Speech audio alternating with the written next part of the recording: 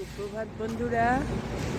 কারণে অকারণে ব্লগের আমি শিপ্রা বলছি, দুজন একসঙ্গে মর্নিং ওয়াকে। আজকে সানডে, তাই জন্যই মর্নিং ওয়াক একটু হাঁটবো, তাই ভাবলাম মুডটাও ঠিক আছে, তাই জন্য ভাবলাম তোমাদের সঙ্গে আজকে দুজনকেই দেখাই। তোমরা সবাই কেমন আছো গো? আমরা ভালোই আছি, তবে মন টনটা খুব একটা ভালো নেই, এই আর কি। আর ওয়েদার ভীষণ সুন্দর, ভীষণ ভালো। অল্প টুকটাক একটু বৃষ্টি হচ্ছে, কিন্তু সেটা এমন কিছু মারাত্মক না, ভালোই লাগছে। একটু হচ্ছে, তারপরে আর বৃষ্টি নেই, চারদিক শুকনো। ওয়েদারটা ভীষণ ভালো করেছে এখন। যে ভাদ্র মাসের যে কড়া রোদ, সেই জিনিসটা আর নেই। তোমাদের সঙ্গে একটু শেয়ার করলাম এই রাস্তা দিয়ে। এখন তো আর রাস্তা দিয়ে বিশেষ হাঁটা হয় না, না আসি একটু পাইচারি করি, মেয়ের বাড়ি থেকে বাবানকে নিই, স্কুল গাড়িতে তুলি, দুধ নিই, বাড়ি চলে যাই। সেইভাবে হাঁটা হয় না, যার জন্য ভাবলাম আজকে একটু হাঁটছি তোমাদের সঙ্গে। বাইপাসের রাস্তাটা দিয়েই হাঁটছি। এখানে মা মঙ্গলচণ্ডী আমাদের প্রতিষ্ঠিত আছে শহীদনগরে, সেখানে প্রণাম করব। মন্দির, মা মঙ্গলচণ্ডীর মন্দির।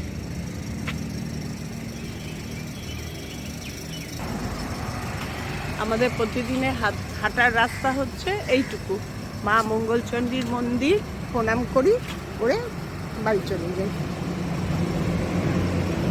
তা ভাবলাম আজকে একটু তোমাদের সঙ্গে শেয়ার করি। বাইপাসের রাস্তা দিয়ে পুরো হাঁটবো আজকে, যতটা ভালো লাগে। মানে আমরা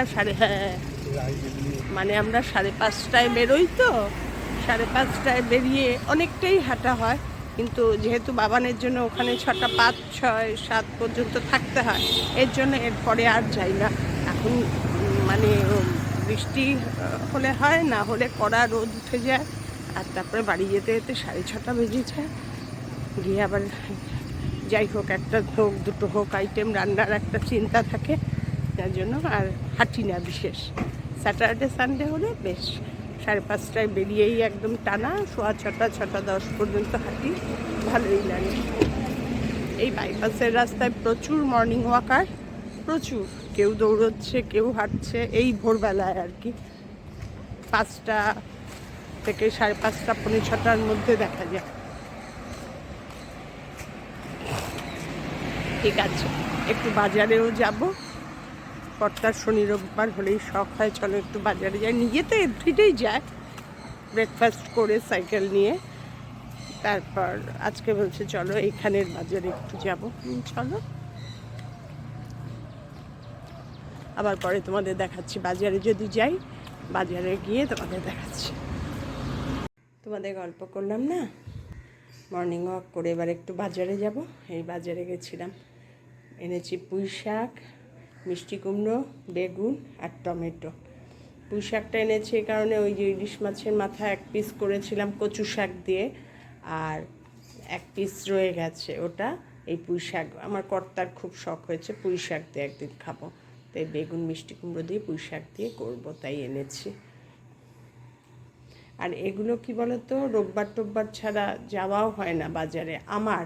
ও যায়, ও তো রোজই যায়, কিন্তু আর আমার রান্নাও আর করতে ইচ্ছা করে না। রোববার যেমন তাড়াতাড়ি সব কিছু হয়ে যায়, আর ইচ্ছাও করে করতে, তাই ভাবলাম করি আজকে একটু পুঁই শাক। এই হলে আমাদের আর কিছু লাগবে না। আর ইলিশ মাছ আছে 2 পিস, ওটা খাওয়ার আগে ভাজবো, ওই দিয়েই আমাদের আজকে হয়ে যাবে। কাল রাতে মেয়ের হঠাৎ করে এমার্জেন্সি কল আসলো, ছোটো মেয়ের হাসপাতালে গেল। এমার্জেন্সি কিসের জন্য, মিটিং ফিটিংকে জানি না কি, এই নিয়েই চলছে সব কিছু। ঠিক আছে, তোমাদের বাজারটা দেখিয়ে দিলাম। বাজারে গেছি বললাম, তাই বাজারে গিয়ে না আর ভিডিও করতে পারিনি, এত ভিড় যে আর ভিডিও করতে পারিনি। যার জন্য আজকে আরও সানডের বাজার মানেই তো বিভৎস। আর গরমকাল বলে সবাই 5টায় উঠে পড়ে গো। আগে তো কোনো দিন এত সকালের দৃশ্য দেখিনি, এখন দেখি। উঠতাম সকালে, মেয়েরা স্কুল বলে তো এভরিডেই মর্নিংয়ে ওঠা হতো, কিন্তু বেরোনো তো হতো না। এখন দেখছি বাপরে প্রচুর লোক। শীতকাল হলে যেমন একদম কম থাকে, ঠিক আছে, তোমাদের সঙ্গে গল্প আরম্ভ করলে আর আমার কোনো কাজ করতে ইচ্ছা করে না। ঠিক আছে, এবার রান্না করবো যখন তোমাদের সঙ্গে আবার দেখা হবে, কথা হবে। এবার পুঁই শাকটা ইলিশ মাছের মাথা দিয়ে রান্না করবো। আর 2 পিস ইলিশ মাছের মাথার বক্সে 2টো মাছ ছিল, খেয়াল করিনি। আজকে নামাতে গিয়ে দেখছি 2 পিস ইলিশ মাছ রয়েছে। এগুলো রেখে দেবো, পরে খেতে বসার আগে দুজনে 2 পিস ভাজা করে খেয়ে নেবো।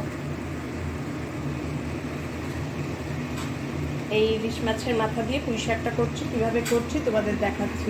পুঁই শাকে দেবো হচ্ছে বেগুন, মিষ্টি কুমড়ো, আর এই লাবড়া তরকারির জন্য মিষ্টি আলু এনে রেখেছিলাম, তাই একটা দেখি পড়ে রয়েছে ফ্রিজে, সেই একটা মিষ্টি আলুও দিয়ে দিলাম। দিয়ে এবার করবো, আমি আগে প্রেশারে পুঁই শাকটা একটু মোটা ডাটা তো একটু ফুসফুস যে হচ্ছে, আমি অফ করে দিয়েছি পুঁই শাকটা। এবার ফোড়ন দিয়ে বসিয়ে দেবো।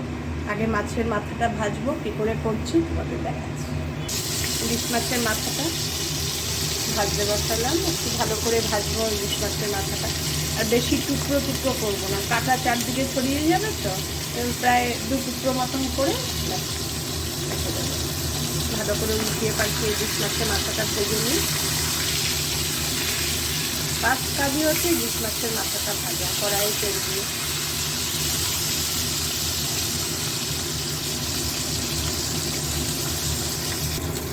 মাছের মাথাটা ভালো করে ভাজা হয়ে গেছে, এবার এটা তুলে দেবো।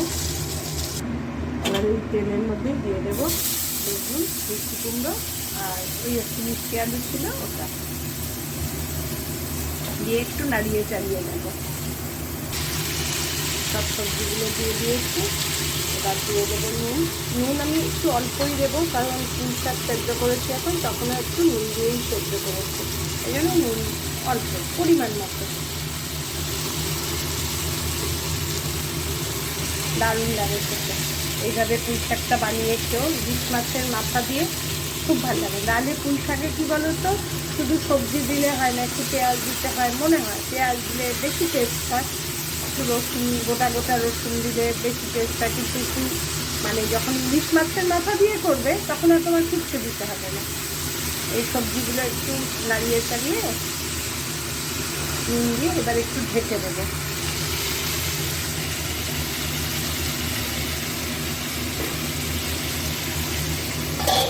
একটু মজে আসলেই পুঁই শাকটা যেহেতু সেদ্ধ করা আছে, একটু ভাপিয়ে নিয়েছি, এবার ওটা ব্যাস হয়ে গেল। নুন দিয়েছি, এবার একটু হলুদও দেবো। একটু ঢেকে দিয়েছিলাম, সবজিগুলোর একটু কালার জাস্ট চেঞ্জ হয়েছে, এবার দিয়ে দেবো হলুদ, আর দিয়ে দেবো 2টো কাঁচা লঙ্কা চিরা, ব্যাস আর কিচ্ছু না। দিয়ে এবার পুঁই শাকগুলো যে প্রেশারে সিটি দিয়ে রেখেছি ওগুলো 2টো কাঁচা লঙ্কা দিয়ে দেবো। এবার যে প্রেশারে সিটি দিয়ে রেখেছি ওই পুঁই শাকগুলো দিয়ে দেবো। পুঁই শাকগুলো দিয়ে দিয়েছি, এবার একটু নাড়িয়ে মাছের মাথাটাও দিয়ে গ্যাসটা একটু সিম করে ঢেকে রেখে দেবো। এবার আস্তে ধীরে পুরো পুঁই শাকটাও পুরো মজবে, বেগুন মিষ্টি কুমড়াও পুরো মজবে, মজে একবারে মাখো হবে। এর মধ্যে মাছের মাথাটাও দেবো, ভেজে রেখেছি যেটা,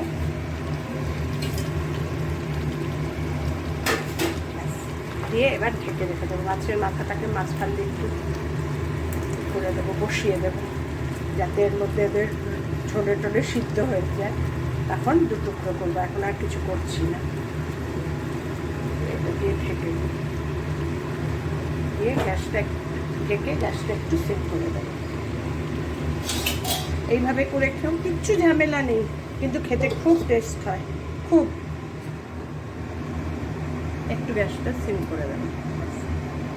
এবার তোমাদের ফাইনাল লুক খুলবো যখন, এবার আমি গিয়ে বিছানার চাদর সব চেঞ্জ করব, সব করে এসে নাড়িয়ে তোমাদের ফাইনাল লুকটা দেখাচ্ছি।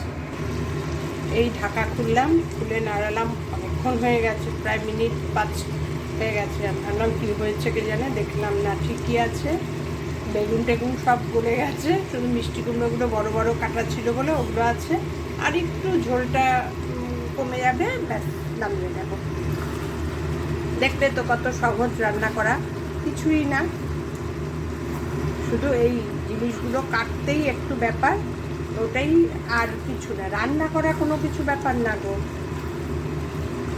এই জিনিসগুলো সবজিগুলো কাটাটাই একটা ব্যাপার, দাঁড়িয়ে দাঁড়িয়ে কাটো, ওটাই আমার বেশিক্ষণ সময় লাগে। আর ওই করতে করতে কোনো কাজ করা যায় না, রান্না করতে করতে তুমি অনেক কাজ করতে পারবে। আর একটু ঝোলটা শুকিয়ে গেলেই গ্যাস অফ করে দেবো। এখন গ্যাসটা পুরো বাড়িয়ে দিয়েছি, ঢাকা খুলে দিয়েছি, সব সিদ্ধ হয়ে গেছে। এই আমার পুঁই শাকের ফাইনাল লুক তোমাদের দেখিয়ে দিলাম। ইলিশ মাছের মাথা দিয়ে পুঁই শাকের আমার ফাইনাল লুক দেখো, কি সুন্দর দেখতে হয়েছে, দারুণ খেতে হয়, কিচ্ছু লাগে না, কোনো ফোড়ন না, কিচ্ছু না, ইলিশ মাছের মাথা থাকলে।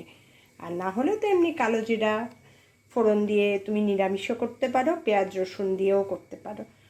পুঁই শাকটা সব কিছু দিয়েই ভালো লাগে, তবে একটু সবজি লাগে, মিষ্টি কুমড়ো, বেগুন, আলু, এগুলো একটু লাগে। এইমাত্র আমি বাটিতে ঢাললাম, তাই ভাবলাম তোমাদের এত ভাল লাগছে দেখে যে আজকে আমাদের এই দিয়েই হয়ে যাবে। আর 2 পিস ইলিশ মাছ আছে, ভাজবো, দুজনের এই দিয়েই হয়ে যাবে। আগে কত কিছু রান্না করতাম জানো না গো, এই করতাম, সেই করতাম, ওই করতাম, মানে শুরুতে, মাঝখানে, শেষে। এখন কিচ্ছু লাগে না, একটা কোনো আইটেম হলেই ব্যাস লাঞ্চ কমপ্লিট। কি হয় মানুষের দেখো। কিন্তু ভালো আছি, অল্প খেয়ে ভালো আছি গো, ওয়েটও মোটামুটি মেনটেন হচ্ছে, খুব একটা বিভৎস মোটাও হচ্ছে না, ঠিক ওয়েটই আছে। ডাক্তার চেক আপ করিয়ে আসলাম, বলে ওয়েট ঠিক আছে, সব কিছুই নর্মাল, ব্লাড টেস্ট, তারপর ইউএসজি, সব কিছুই নর্মাল। এখন আর ইউএসজি আর করতে হবে না, বছর 2 হলো, এবার শুধু বছরে 6 মাস বাদে বাদে শুধু ব্লাড টেস্ট করতে হবে থাইরয়েডটা দেখার জন্য, ওষুধ কমাবে কিংবা ওষুধ ফিক্সড রাখবে এটার জন্য। কারণ আমার থাইরয়েড গ্ল্যান্ডটাই তো নেই, পুরো বাদ দিয়ে দিয়েছে, যার জন্য এই জিনিসটা করতে হবে 6 মাস বাদে বাদে, বছরে 2 বার। ঠিক আছে। পুঁই শাক, কলমি শাক, এগুলো আমার বাড়িতে খুব কম আসে, খুব কম। ম্যাক্সিমাম আসে পালং শাক আর মেথি শাক, আর মাঝে মাঝে লাল শাকটাও আসে। পুঁই শাক, কলমি শাক এগুলো খুব কম, কিন্তু আমার এগুলো খেতে খুব ভাল লাগে।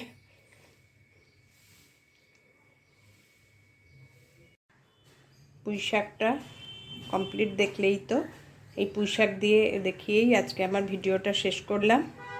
তোমাদের যদি ভালো লেগে থাকে আমার পুঁই শাক রান্না, তাহলে আমার ভিডিওটা লাইক, কমেন্ট, শেয়ার করে দিও, আমার চ্যানেলটা সাবস্ক্রাইব করে নিও। তাহলে আমি যা যা ভিডিও, যা যা রান্না, যা যা ঘুরতে যাওয়া, যা কিছু দেবো সব সঙ্গে সঙ্গেই তোমাদের কাছে চলে যাবে। তোমরা সবাই ভালো থেকো, সুস্থ থেকো, সাবধানে থেকো। আবার দেখা হবে নতুন একটা দিন, নতুন ভিডিওর সঙ্গে, নতুন গল্পের সঙ্গে। সাবধানে থেকো। টাটা।